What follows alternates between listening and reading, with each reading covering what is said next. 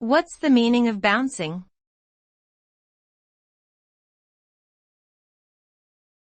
Bouncing.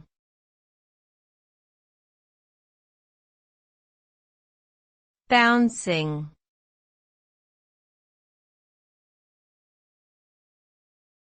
Bouncing.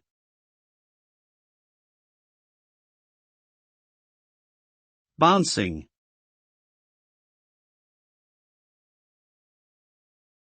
Bouncing can have different meanings depending on the context, but in general, it refers to the action of an object rebounding off a surface.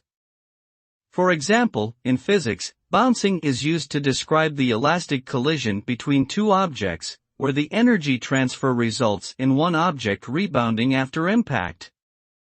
In the context of email, bouncing refers to the failure of an email message to be delivered to the recipient's inbox and being returned to the sender instead.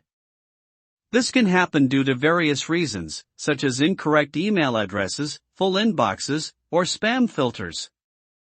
In essence, bouncing means an object or message hitting a surface or barrier and bouncing back towards its origin.